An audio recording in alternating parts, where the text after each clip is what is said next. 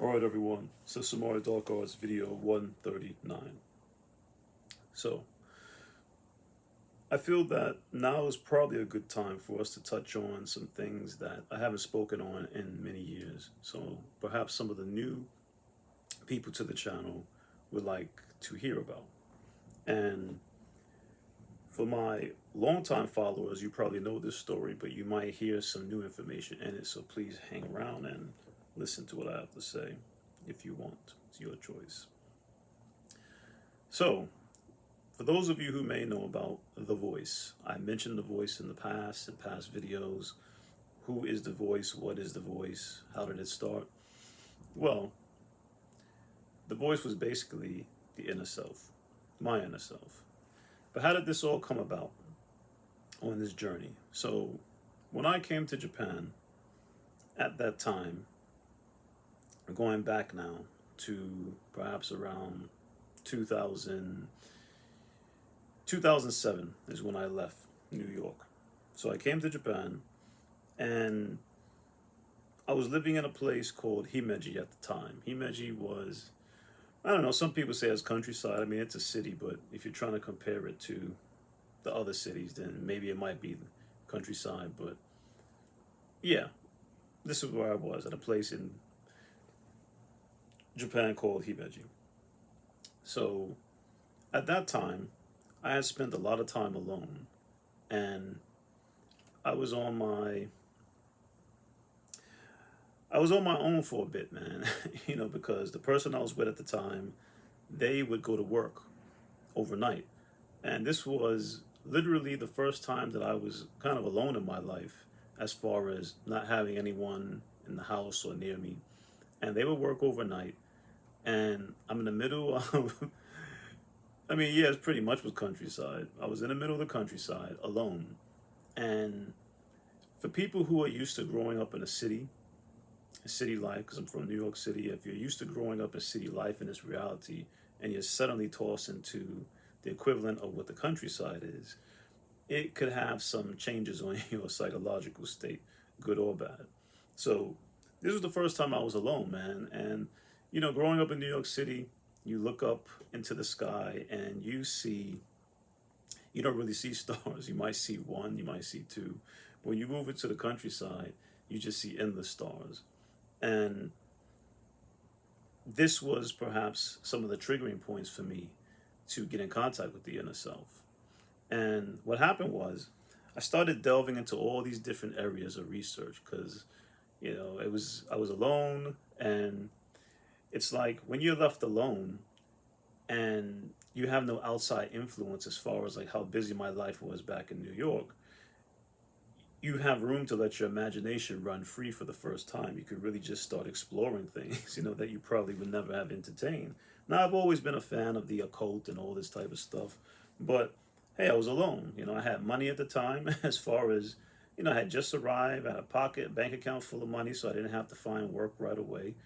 And we were planning to move anyway within some time, so I had one whole year to myself to just do whatever I wanted to do. And it was an adventure, guys, because like the person I was with, they would go to work at night and I would hop on my bicycle and just go on these adventures, like roaming around the city at like 2 o'clock in the morning and stuff. And I don't know what the hell was going on. I don't know where I was going. I would just get on a bike and say, I'm going to go this way. And I go one direction, just keep riding. Then I find like a video shop that was open and had DVDs and games. And I go in and ask about Dragon Ball and all this kind of stuff. It was just a funny time. So what happened was I started getting on the internet. And that's when all these things such as tarot cards and different types of metaphysical things were coming up. Now, like I said, I've always had interest in these things, but in New York, I was working a pretty serious job, and I had my karate life where I was training hard, so I didn't have as much time as I would have liked to really delve deep into it the way I did. So, what happened was one day, and the purpose of this story also is to help you realize how you could also get in contact with your inner self. So, in the course of going through these night adventures, running out 2 o'clock in the morning, going to DVD stores, going to the convenience store, just riding my bike into complete darkness, um, in areas unknown in an area. One night I had this idea, and it was, what if I spoke to myself and asked myself information? Now, once again, we could say, where did this information come from? Where did you get this idea? Now, a lot of times, the inner self will try to contact you through various different means. This was the inner self finding a way of how to get at me. So it was like, okay, I'll plant this seed in his consciousness that, why don't you speak to yourself? And from there, we'll see what happens. How does this personality, which is me, how does he take it? Will he become afraid? Will he give up? So the first question I asked, or some of the series of first questions, and I had this notebook, which I don't know if I still have it, I might, but I was asking questions like, what is the meaning of life? You know, what is the meaning of life? What is reality? And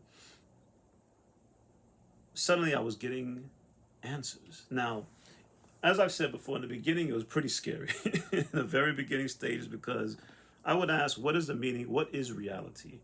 And I would hear a voice. Now, when I say the voice, I call it the voice, but it wasn't an audible voice. It was a voice within my own mental state that was talking to me, and it sounded like my voice. So it was as if I was just hearing my own thoughts.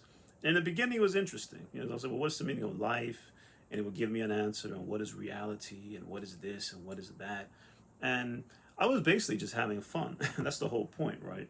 I was just having fun, experimenting with my own consciousness. I'm alone, it's late at night. So let's just have some fun. Where it started to take an interesting turn was that I was starting to get information that wasn't information that I was aware of. And, you know, you ask something, what's the meaning of life? You might get a generic answer. And you say, well, that's something I could have came up with. Or what is the meaning of love and all this? And you're getting answers in your own mind. But these are answers that anyone could pick up out of a fortune cookie or something, or you could just come up with on your own. But the answers started to become, it started off very trivial, very normal. But then over the course of the night, each night when I would do this practice, the answers were starting to become a bit more specific. They were getting a little bit more direct or more specific.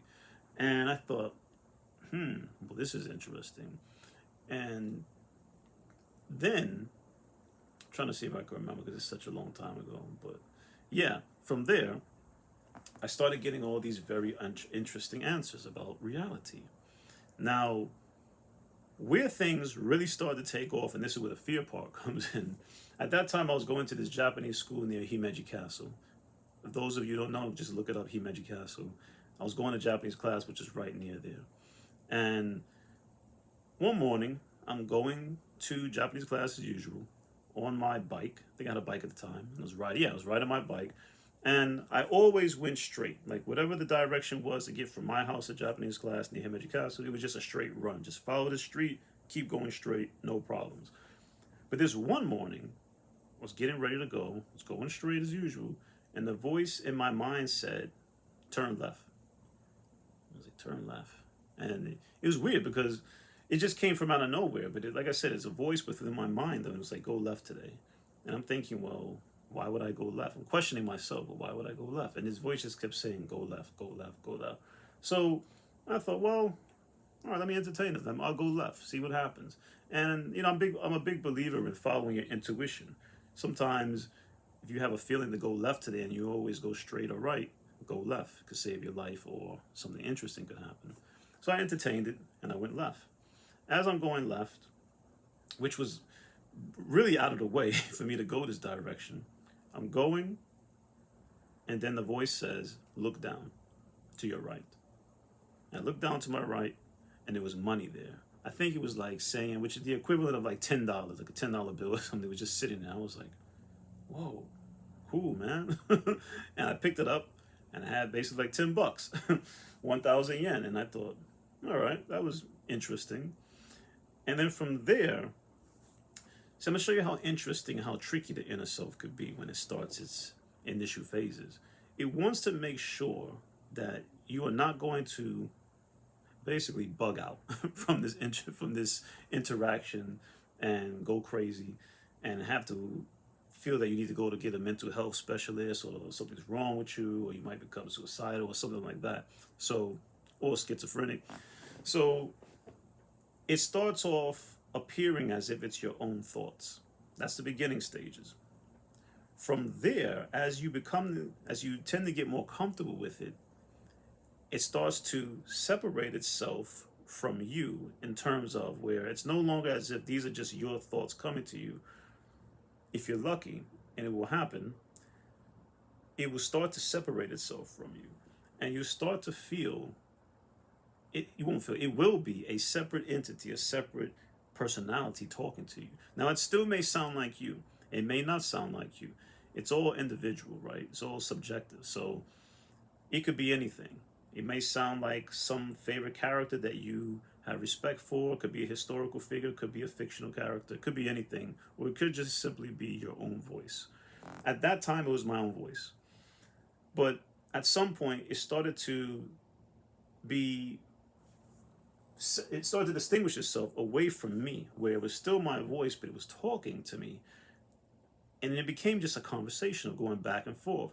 And the transition was so smooth that I didn't realize at the beginning until it went from I was thinking I was talking in my own head, like you go through the day, you think about your thoughts. What am I gonna eat for lunch today?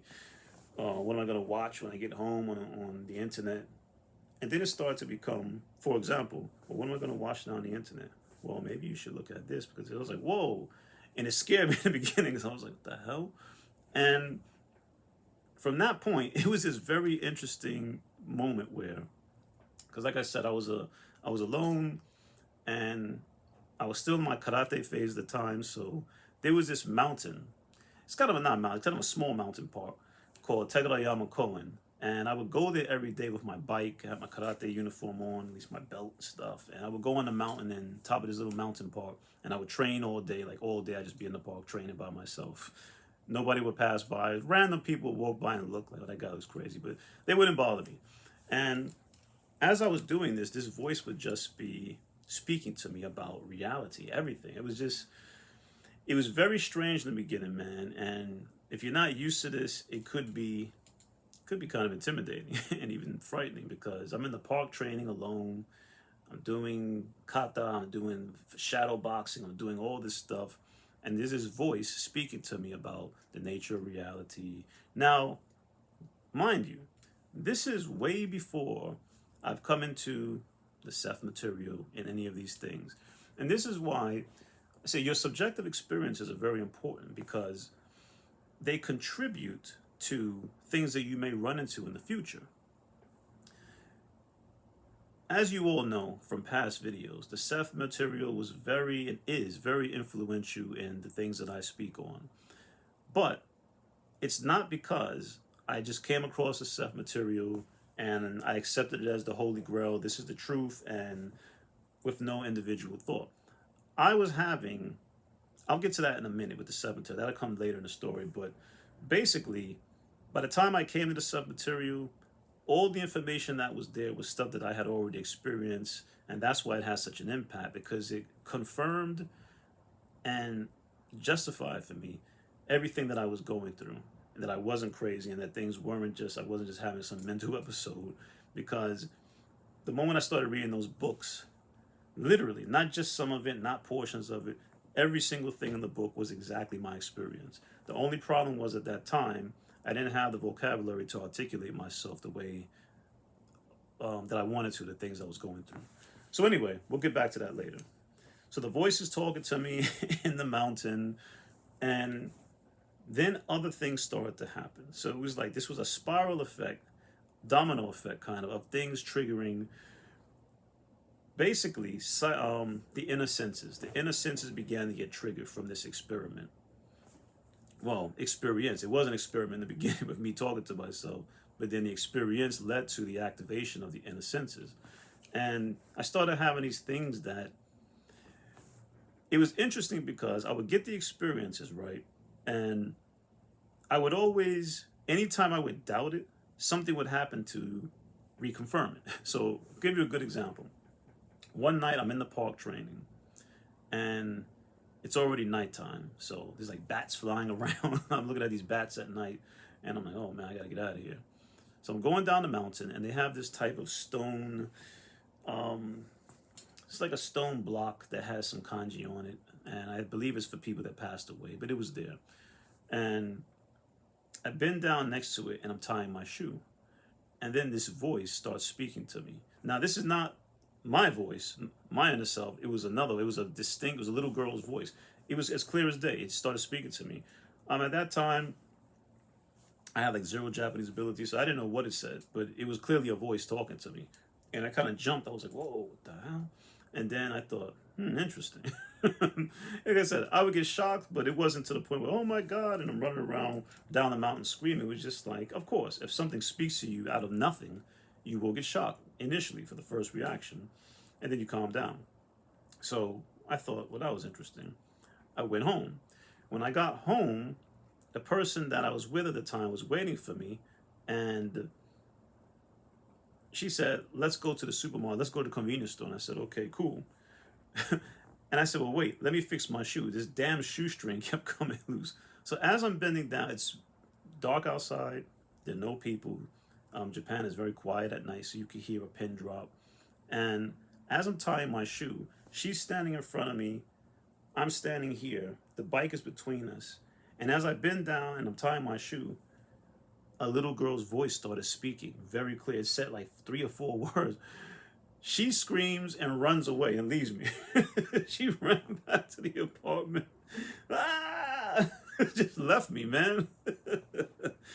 If it was a movie, I would have been dead. But she just left me. She took off hollering and screaming, and she ran back to the apartment, and I'm just outside looking like an idiot. So I'm like, man. So finally I went back. For me, I was happy. I was laughing. I was like, oh my God, did you hear that? And she was like, what was that? What was that? She's having like this panic attack. She really was terrified, and I'm just laughing. So she hears his voice. I'm laughing because I'm so excited that this happened. And but it was a type of, it was something that we both experienced. So it wasn't just something in my imagination. She heard it clear as day. So she never knew any of the stuff I was going through. I never talked to her about the voice, never mentioned any of it. This was a very private thing that I was going through on my own in Japan. Within all this happening within my first year here. So yeah, everything continued. Then I started writing things down, and I won't say automatic writing because I was conscious when I was doing it, but it was just like my hand wouldn't stop, man. I would just write. I was writing all these concepts about space and time and reality. And once again, this is all before Seth. So writing about space, time, reality, the nature of reality, you create your own reality. And I have a journal that I've mentioned it in the past. I think I showed it to you guys in the past that I brought from New York. Even back then, I was writing about the nature of reality, and you create your own reality. Now, see how, once again, I said things travel through time and space and reality.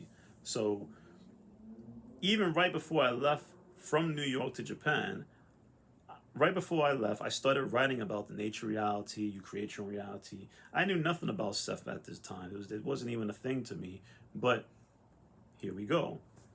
That reality was already happening in a future timeline. Even though all time is simultaneous, in that future timeline, I was already involved in that. So that was already bleeding through, coming back to me before I even hit Japan. So I'm writing all these concepts down and about all of these high complex situations and concepts that I've not at this level. I mean, I've always thought about things, but it wasn't at this level. This was something new. And while this is happening, this voice is giving me information, it's talking to me. So it became my best friend. This inner voice, this inner self of mine, was just having these full blown conversations with me. I would be up all night in my room, she's at work, and then this thing is just conversating. Now, let me just reiterate, this wasn't me speaking out loud. It's not like I said, the voice was not audible in my ear. It was inside of my mind. and it was speaking to me, and I would speak to it, but I would never speak out loud. I would just have these conversations in my mind. At some point, it started to form a type of, and this is where the abilities were starting to jump. It was started to form a type of internal landscape, a visual of where they would explain things and they would be giving me visuals of what it would be explaining. So if it's talking about reality and space and the nature of time, and it would show me like concepts, and the only way I could explain it is if just think of it as thoughts, something visual, like maybe a holographic, but it wasn't holographic, transparent, but just images in my mind, but in sync with what it was explaining at the time. So all this was happening within the year. This was a new thing of the voice talking to me. Never mentioned it to anyone because at some point I did start to think, am I having a nervous breakdown because I'm in this foreign country? I'm in Japan and I don't know what's going on. And I started to think that. But every time I had those thoughts, it would see. This is why I didn't feel scared. Now people say, they say, oh, well, hearing thoughts is dangerous. It means you might have some mental issues. You might be schizophrenic. You might be this. You might be that. You should seek clinical help. Generally, when you hear people hearing voices, what do you hear? It's always something negative, right? It's always something where go kill yourself, go kill other people, go shoot up a school or a church or some nonsense like that. It was nothing like that. And that's what I found interesting. The voice was only talking about really advanced concepts about the nature of reality, space and time. It was always very motivational. It was nothing where, oh, you're a loser and you got to go jump off a building. It was none of that. It was always giving me information. If I felt down, it would boost me up. It was giving me compliments. I remember one time I asked a student of mine who was a clinical psychologist, I said, well, we're talking about hearing voice. She said, well, you hear voices, it's definitely a mental danger. I said, but what if the voices are only positive and they only give you motivation, they only give you compliments, and it's only helping you, it only gives you information about space, time, and nature reality? She had no answer for that. She said, well, I don't know, it's still bad. I said, well, it's not bad though if it's telling you good things. Anyway, that's another timeline. But look, so anyway, fast forward. I'm leaving Himeji, moving to another place in Japan at that point. And at this point, it's a full year. So it's a full year that I'm dealing with this. I'm becoming a bit more comfortable with the voice talking to me. Yeah, but then it starts with the lucid dreaming. Now, the funny thing about the Seth Material, right, is that when it first came to me, I rejected it. Wasn't interested. I remember looking on the internet. I had now moved to the second location in Japan, and it just popped up on the screen. I wasn't even looking for it. I didn't even click anything. Just this thing pops up, and here we go again. The inner self and your family trying to get in contact with you. It just pops up, and it's like I saw a picture of Jane Roberts, and it's like the Seth Material, all this stuff, channeling, and I was like, I have no interest in channeling and all this other bullshit, and I just swiped it off, avoided it. Not interested in any of that, because I was so in tune, I was so excited with this new phenomenon I was dealing with the voice. I wasn't interested in anyone else's story of what was going on. Little did I know it was all connected.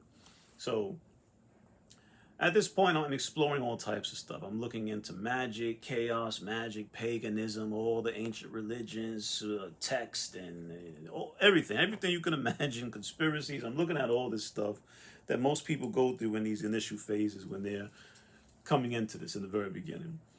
And I think I mentioned before that I've always had this fear, not a panic fear of the dark, but just a fear of when the lights were out and I was alone, I would be fearful that something was watching me or in the shadows. And I mentioned that in one of my earlier videos when I just came back. Now, many of us have these fears. So what happens is I was doing my conscious dreaming, lucid dreaming. I was documenting all this stuff in this leather-bound book that I have. I was writing it all down. And yeah, all of these things were taking place.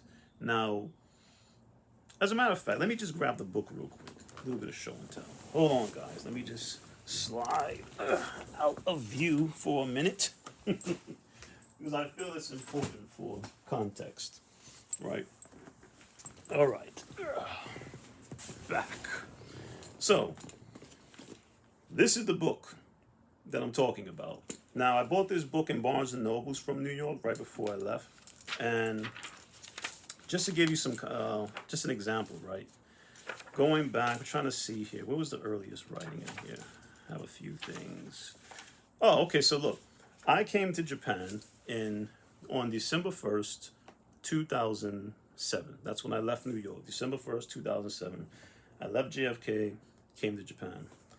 If you just look at this briefly right here, now what happened was with this book, I had wrote all this stuff down before leaving to New York. And then I thought, this just sounds like crazy shit, man. And I ripped it all out angry when I got to Japan. And then I realized it was important and I wrote it all back in. So if you look here, give you guys some little things from the archives, the real archives. So here's the book, right? And this is I forgot the name of it, it's a famous woodcut from a famous art woodblock cutting of basically someone peering beyond the veil. You see this person here, it could be a farmer, someone, and he is basically piercing the veil, looking into the other realities. That's what it translates to, at least for me. And inside, I have some things that I wrote down over here, and I'll just read it to you. One thing I wrote was that the inner self is beyond human comprehension. Consciousness has the power to elevate powers such as ours, to raise them above the restraints of both good and evil. And then another thing I wrote, race and nationality are nothing more than socially constructed ideas that benefit the culture of the society. Scientific fact is based on someone else's limitations of perception. Okay, so remember now, 2007, December 1st, I left. This was written, now see here it says originally written, you can't see that, but it says originally written in March 18th, 2005. And the title is Reality. And this is 2005, before The Voice, before Seth. And I wrote this whole thing about what is reality, the meaning of reality, and things like that. So just giving you guys an example of what I was going through at the time. Here's another one that's funny right there. And that basically says, consciousness awakening the truth, no race, no ethnicity, no religious beliefs, no political domination, no culture is freedom and stuff like that. So, and yeah, it was just a lot of things going on, man. So, what else do we have here? Yeah, there's another one here. Dark power, the dark arts, dream, art, science, and there are some, those are the cordellas from Seth and Jane that deal with, I'll touch on that probably another time, the symbolism, symbols that go beyond that, everything has symbols beneath it. But anyway, back to the story. So you have that nice little visual of what was going on back then, things I was writing all the way back to 2005 is, so we could say, right, that the inner self basically was already initially testing the waters to see where I was. They'd already known that I was open to these things. I was already open to the spiritual world, if you want to call that consciousness. I was already well on my way with conscious dreaming and lucid dreaming. So all of that was already that's been happening since 5 years old. So I was already well on the way with this stuff. And it was basically testing the waters to see if I was ready to go to the next step and advance a bit further beyond just typical, okay, I could lucid dream and what else is there to it. So back to the point, having my conscious dreams, writing them down in that book you just saw, some entries there, many of them. One day I'm alone in the house. The voice starts talking to me and it says, you have this fear of the dark. You need to break that if you want to go to the next level of where you would like to go and where I would like to take you. So I'm sitting here, I'm in my room. I'm like, yeah, okay, cool, man. Why? What can we do? We're going to do a special meditation. We're going to go to a mountain. Is there a temple over here I got to get to? And it was like, no, you need to go into the bathroom. And you know, you guys, I told you, but I'd like to do my meditation in the bathroom. So I said, you need to go in the bathroom. I said, so I'm sitting here listening. At this point, remember, I'm alone. I'm very suspicious at this point because it's never said this before. So it's like, you need to go in the bathroom. I'm like, mm-hmm. He's like, you need to turn off the lights. I'm like, yeah, mm-hmm. And I'm getting more suspicious. It's like, and you need to close the door and get in the shower. And I was like, no fucking way. That's exactly what I said. I was like, no fucking way I'm doing that. I don't think so. So I was completely on the defense at this point, guys. I was like, there's no way I'm doing that. No, no, no. And I was like, man, this thing's trying to set me up. I knew it. It's a fucking demon. I didn't think it was a demon, but I felt uncomfortable with that. But because I was alone too, I was alone in the house. But it was like, listen, you need to go in the bathroom. And that bathroom at the time, there was no window. So there was like no way of escaping, man. So it was like, you need to go in the bathroom, close the door, turn off all the lights. I want you to take a shower. And this is going to break your fear. And I was like, man, what the fuck is this, man? So I said, okay, I'm going to try it. I'm going to try it. So before that, it was like, listen, when have I ever lied to you? This is what the inner voice was saying. The inner self is saying, I have never lied to you. We've been on this journey a year into it now, so far as you're aware of. And I never told you anything wrong, right? Everything I've told you on this path so far has led you up to now, and you have been growing. And it's speaking to me more logically. And I'm listening to it, and I'm going, well, yeah, that's true. If it was going to, quote unquote, get me, it would have got me already. It had more than enough time to get me any other time. So then I thought, well, maybe this is the day it's going to get me. So, yeah, maybe it was just, waiting for the perfect timing. But anyway, I go to the bathroom. So my heart is beating, guys. My heart's beating. It's like, doo, doo, doo, doo. I can hear my heart in my ears, man. I was like, oh, man, what is this? What am I doing? This is fucking crazy. I go in the bathroom, heart's beating. He goes, all right, now close the door. I close the door. I was like, I'll turn off the lights. And this bathroom, like I said, there was no window. So it was pitch black. So I'm in this apartment alone. It's dark. The water's running. And my mind was just racing, man. At this point, you have every single horror movie you've ever seen in your life running through your head of what's going to happen. And I was nervous. I was scared. I'm not going to lie. I was actually scared at that time because this was something new. And it's talking to me, and it's going, it says, relax, breathe in, breathe out, just relax, listen to the water. And everything seemed like it had slowed down, like it was in slow motion. And I would say I was in there for about, maybe it was like 10 or 15 minutes, which felt like, that's a long time to be in the dark with something talking to you. But after a while, it was like, see, nothing's going to get you. Nothing's waiting for you. I'm not going to hurt you. I am you. Well, all right, let me get to that. So then I started this dialogue, which I don't think I really had it at this level. But I said, well, what are you? Because I asked the director, I said, well, what exactly, what is happening? What is this? What are you? And it said, I'm you. And this was before Seth. This was before any of this. It said, I am you at another point in time and space. But all you have to know for now is that I am you. And I thought, oh, okay. That was sufficient for the moment. And it said, but I'm you. It said, I'm you, and I'll never hurt you. And if you just follow me on this journey, I will take you to places that you wouldn't, you won't get to if you try to go on your own. But if you have me by your side, you'll be able to get to these new areas that you're trying to break through and get into, as far as, lucid dreaming and all that. So at that point, I would say that's when the trust really kicked in. Like, it was solidified at that point, the inner self and this voice. The trust pact was like we made a pact in the shower, under the water. And yeah, from that point is when I just trusted it completely. And from there, it went into all these other adventures, man. It became like, it became like a wingman at times.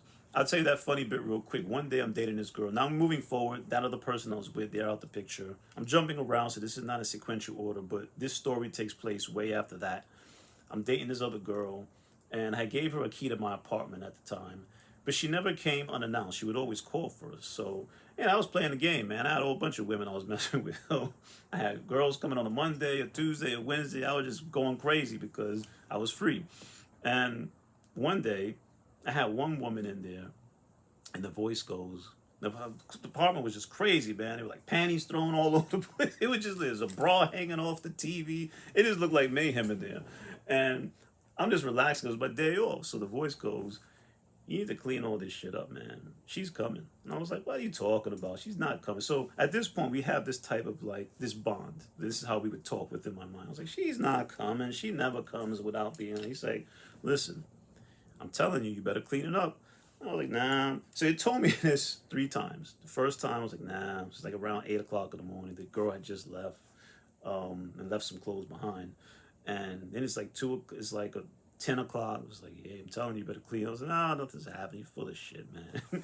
And then finally he's like, listen, I'm telling you, you need to clean up this mess. So I'm like, all right, fine, whatever. So I start cleaning up. I swear to you, the moment I put away like the last bra, whatever it is, took the panties down, took the bra off the TV, I put it all like shuffled it away in a little hiding spot. I hear this sound like something jingling. Like, what the fuck is that? And stuff. And when I look, there she was. She was coming through the door, creeping, man. She was creeping. She was like, "Oh, I wanted to surprise you," and I was like, "Oh, thank you." And my inner voice is like, "I told you." So yeah, guys, that's just a little backstory of what happened with the voice. Circling back around with Seth. By the time Seth came along, and it could have been within. It was right after that. I can't remember exactly the year, but yeah, it was right around that time. After that, me and the inner self made that pact in the shower, and then Seth came back around. Somehow it just came back into my life, and at that point I said, well, let me just see what's going on. And I started reading a little bit, and it could have been, I think it was like a small excerpt online, and I said, well, what is this? It's bullshit, man. I started reading it, and from the first line I started reading it, something went through me, and I thought, holy shit, this is my experience. I got kind of scared for a minute because I went through all these other books, all these other texts. I read all this material and all these other people and channeling and all these things. And it was all, some good information, some nonsense information, nonsense for me at least. But this was on another level. And the reason why it was so impactful for me, it wasn't just, oh, this is good information. And this is the key point I want to get to. This was information that was literally exactly what I was experiencing my whole life, just articulated in a very high level format and put on print and paper. And yeah, it just went from there. And then after that, I just devoured the information. I went I went ballistic on it, man. I bought every single book, and then I was reading it nonstop, and the audio tapes. And for me, it became, and I know people get mad at this, but it became my Bible, if you want to have lack of a better word. But it was the text. It really is the material. And it opened my eyes to a lot of other things as far as what this whole inner self voice thing was going on with myself and what was happening, and started to put it within context of what was happening. And then that's when I understood that me back in 2005, what I said, March of 2005, talking about reality and what is reality and what is the nature of it. That was this moment jumping forward in Japan with the voice and the inner self, and now coming to the Seth Material at that point, that was bleeding through all the way back into 2005. And I was picking up on that information, and it was being filtered through my personality and my level of understanding at the time. And I was writing it down. See, all times are connected. It's all connected, guys, what I talked about before. It's all connected. So, yeah. And I'm jumping around a little bit more because we're coming up. I don't want this video to go too crazy, but just to summarize, and this is a big summarization, yeah, it then led me to finding out the family that I belong to, which is in the title. I have the Seth Samari, dark arts. And Samari is a family of There are many families of consciousness. There are many, but in the book, Seth talks about 9 of them.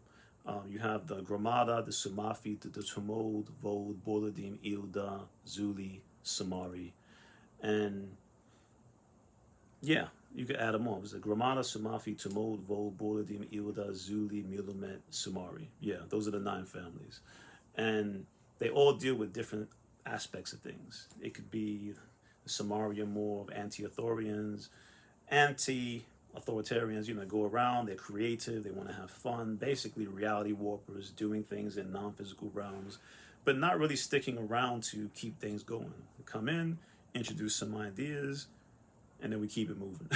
We're not going to sit around and try to keep it going and make this big organization and with all these rules. Like, hey, we put the ideas out, and then other people tend to the grass if they want to keep things going. But yeah, other families deal with other things. Some families of consciousness deal with, raising children. Some families deal with things on a more physical level, like sports and athletes. Some families deal with things like the Sumafi. They deal with teaching. But these are just an example of some of the families of consciousness. But there are many families of consciousness. You may have even found other ones.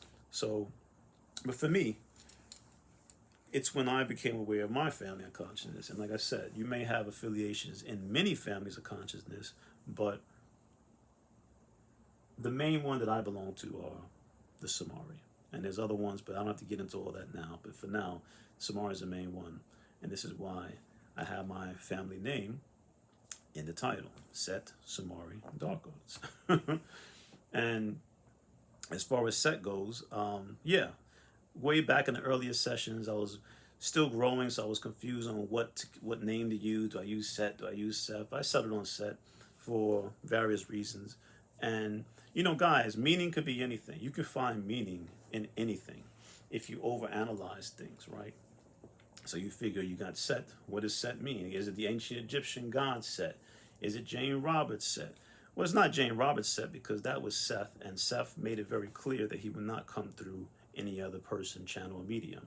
So for me, Set was or is, you have Set. What could it could just mean Set, or it could be the sole entity and the first initial of my family name in this reality. So there you go, it's Set. And then Samari is the family name of consciousness that I belong to. But none of that's important. So don't worry, you guys don't have to say, well, I don't want to be a Samari. That name is stupid. I don't like it. You find your own family of consciousness. I'm just sharing with you guys the possibilities and giving you a bit of backstory on me, what was going on and what is going on. So, yeah. I'll finish up with this. What made me 100% definitive on the found consciousness that I belong to, there was a book. The book, I believe, was called Conversations with Seth by Sue Watkins. One day, they have this store in Japan called Book Off. Book Off is basically a used bookstore that has comic books and all type of books used. Now remember, I'm in Japan. I'm not in America. This is a Japanese bookstore. The English book selection is very small, almost nothing. One day, I read this passage from one of the books that Seth was talking about things about inner reality, and I really liked it. But Amazon didn't have it on sale at the time. This is going way back then. It wasn't popular here, so I couldn't get it from America at the time. It was sold out. It was nothing. So I thought I'll never get that book. But it was one of these passages where you ever have a book where if you got the PDF or at least a clip of it, you just keep reading it over and over again. I couldn't even find a PDF of it at the time. So I kept going to this bookstore, and one day I just had this feeling. I said, what if I find the book in the store? And I said, nah, that's bullshit. No one's gonna, like, I'm in the middle of Japan. Like, why would this book be here in Japan? Like, this is not a popular book. Inner self goes, hey, never say never. Anything could happen. I was like, oh man, you full of shit. That's how I'm talking about. I was like, yeah, well, whatever. So I went to this bookstore, right, which is very far from my house. It was a very long distance. And I was going like every weekend. And every weekend I would go, and I'm looking in the English book section. It was very small. And they have nothing, just nonsense books, photography, stuff that I wasn't interested in. But I always had this vision that the book would just be there. I saw it in my mind that one day that book's going to be there. So one day I was going there for like a month, I think like 2 months straight, just going every weekend, nothing. They had all these other books on Hinduism and the Bhagavad Gita, the Book of the Dead. And I just wasn't, and I was so desperate for what I want. I would buy these books and take them home, read them, and it just wasn't on the level that I was on. So one day I went. One day the voice goes, "You need to go to book off today." And I was like, oh, God, here we go again with this. There's nothing there, man. Like I've been there, man. It's like, just go today. I was like, okay. I went to book off, and I was with a girlfriend at the time. This other girlfriend that I was living with now. And there's nothing in this bookstore. Bookshelf is as usual, the same books I don't care about. So I'm leaving. And I literally was leaving out the store, and the bookshelf was right behind me, way back. And they said, you have to go back and check that bottom shelf. Now, I had checked the whole bookshelf. There was nothing there. But there was one shelf at the bottom I didn't check. I was like, I'm tired of this crap. So I left. The voice goes, go back. I was like, there's nothing there. He was like, just go back. Trust me, just go back. All right. I went back. It said bottom shelf behind that big book. So it was like this big book that, I don't know what it was, but just some other book in English. And it said, it's behind that book. My heart was beating because I said, if that book, which is almost the probability of finding this in Japan, in this store, it's impossible. It just won't be there. The heart was beating. And I said, because if the book was there, this verified everything that was happening, which I was already believing stuff, but just, you always want more. I want more verification, So my heart was beating. I reached down and I moved the book, and it said, no, more back, keep going. And I went all the way to the back. And when I moved the final book, I couldn't believe it, guys. The book was sitting right there. Conversations with Seth, Sue Watkins. If there was a camera, well, there's a camera. If they would have put that camera on YouTube, some people, I was like, oh my fucking God! And I lost my mind. I'm screaming. I was like all over the place, man. I'm running around. So I find girlfriend at the time. I was like, you won't believe what happened. I found this book. I was fucking speaking in tongues, and she was like, what is going on? It's just, I was like, you don't understand. And I was just having a meltdown. And oh man, it was like the biggest catch of my life, man. That was worth everything, man. So I'm gonna finish with that. I went long today. This is a long video, guys. So, but just giving you some insights. So, I don't want to just leave you guys with stories. I leave you with an exercise. I want you all to try to get in contact. If you haven't felt it yet, you all have contact with your inner self. And what you need to start doing is, when you're alone, nobody around, start speaking to yourself inside your mind, not out loud, but in your mind.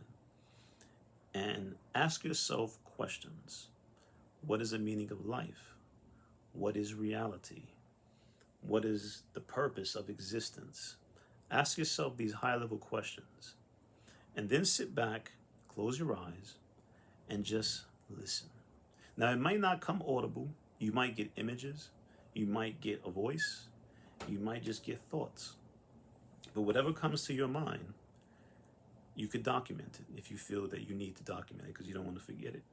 But this is the beginning stage of how you initiate contact with your inner self.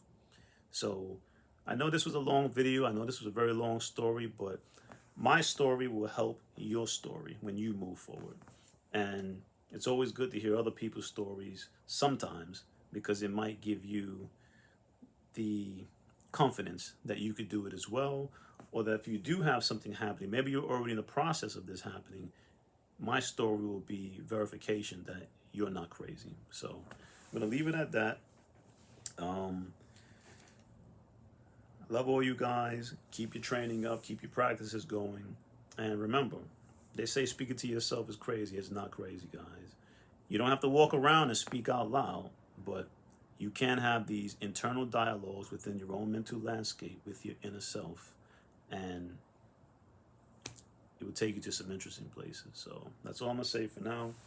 And subscribe if you're not subscribed, people. New subscribers, thank you. If you're not subscribed and you watch this video, please subscribe.